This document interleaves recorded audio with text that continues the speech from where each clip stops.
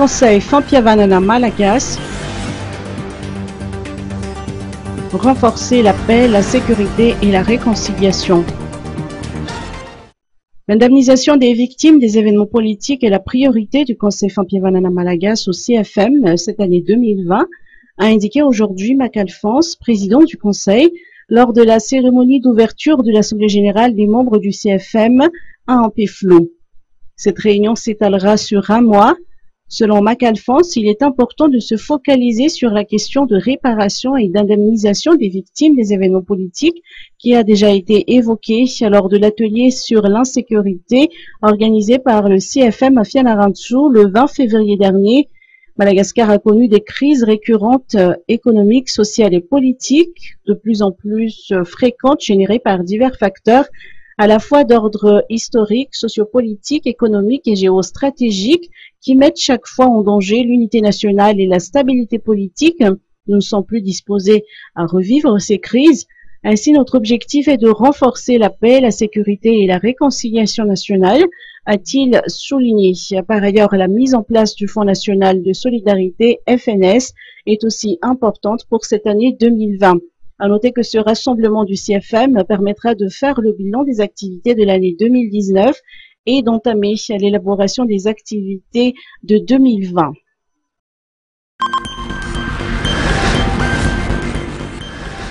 Resud Cement, investissement à Madagascar. La société Resud Cement, une entreprise omanaise qui fabrique et vend du ciment, figure parmi les 100 premiers cimentiers mondiaux.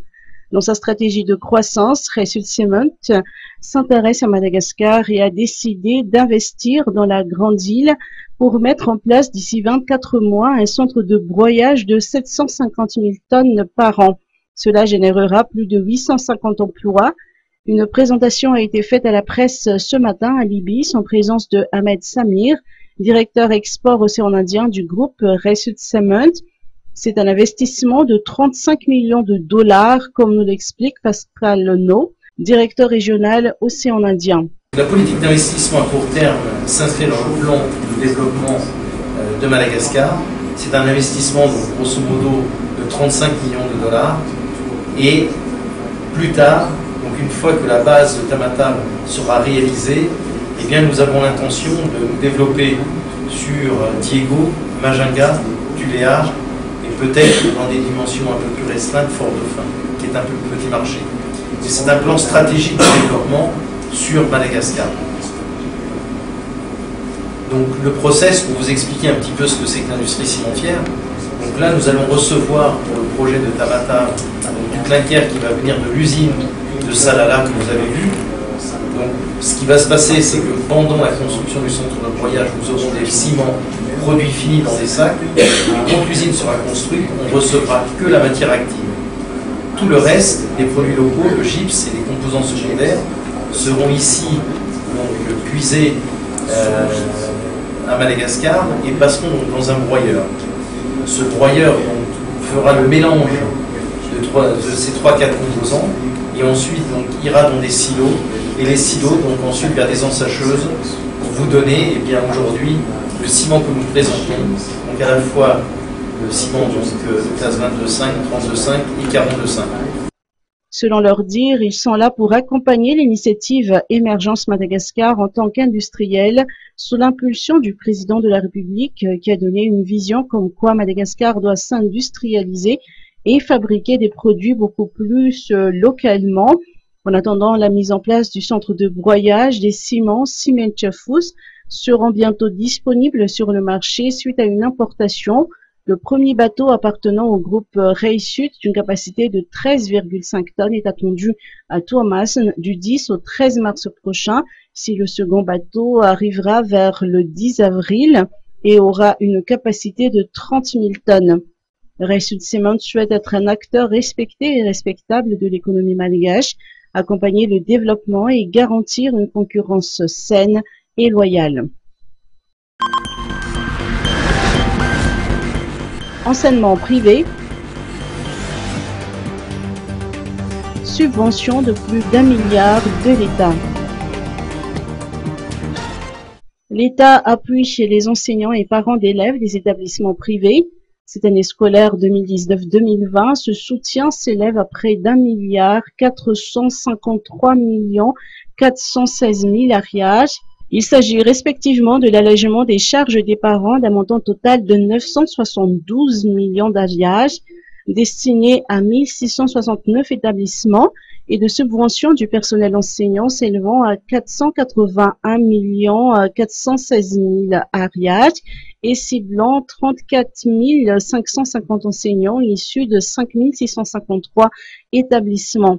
La remise officielle des chèques de subvention au titre de cette année 2019-2020 s'est déroulée ce matin au petit amphi de l'enseignement technique et professionnel un peu flou, en présence de Razaf Maïfa Irman, secrétaire général du ministère de l'Éducation nationale et de l'enseignement technique et professionnel. Ces chèques ont été remis aux chefs CISPO des bénéficiaires qui se chargeront de les distribuer aux bénéficiaires respectifs. Selon les explications de Taracide Marcelin, directeur de l'ONEP, les 3600 enseignants issus des 1669 établissements de l'enseignement primaire bénéficiaires de l'allègement des charges des parents recevront 30 000 ariages par mois pendant 9 mois, soit 272 000 ariages par enseignant pour les établissements ayant un écolage ne dépassant pas 800 ariages. Les enseignants bénéficiaires de la subvention, au nombre de 34 550, doivent disposer d'une autorisation d'enseigner et l'école où ils enseignent doivent avoir reçu une autorisation d'ouverture. Ils recevront pour leur part 24 000 ariages. Fondation Alliance Française, visite de hauts responsables à Madagascar. Des hauts responsables de la Fondation Alliance Française, qui a son siège à Paris, sont en visite durant 6 jours à Madagascar dans le but de développer et de renforcer l'enseignement et l'usage de la langue française ainsi que de favoriser les échanges culturels. En effet, l'Alliance française contribue largement à maintenir Madagascar parmi les mieux classés en ce qui concerne la maîtrise de la langue française. La Fondation Alliance française est basée à Paris et donc elle coordonne l'ensemble du réseau mondial. Donc, dans ce réseau mondial qui existe depuis plus de 135 ans, il y a plus de 830 alliances dans plus de 134 pays. Donc évidemment, nous sommes amenés à nous déplacer pour travailler avec les collègues dans les différents pays d'implantation qui sont tous différents pour échanger, discuter, rencontrer les équipes, les encourager également.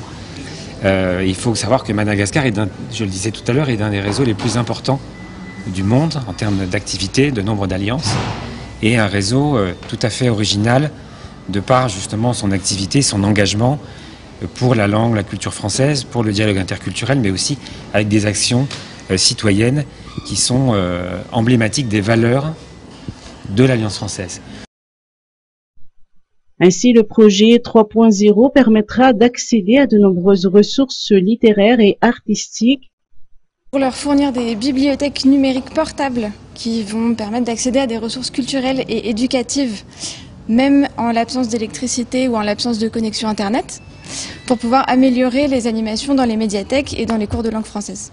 Donc on travaille à l'équipement des médiathèques avec ces bibliothèques numériques et des tablettes et à la formation des équipes. Par ailleurs, des rencontres avec des hautes personnalités malgaches, notamment avec le secrétaire général auprès de la présidence et le maire d'Antananarive, sont prévues. Tout au long de notre vie, nous ressentons cette présence.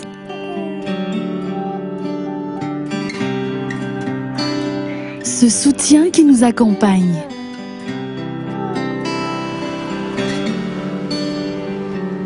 Cette confiance naît d'une incomparable protection.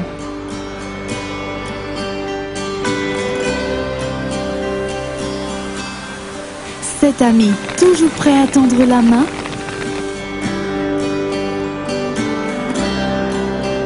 Ce partenaire qui nous permet d'entreprendre sans souci.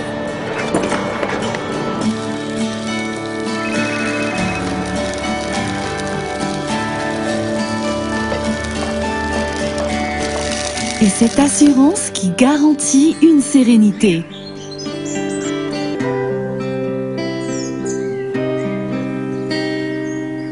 Âge, vivre et entreprendre en toute sérénité.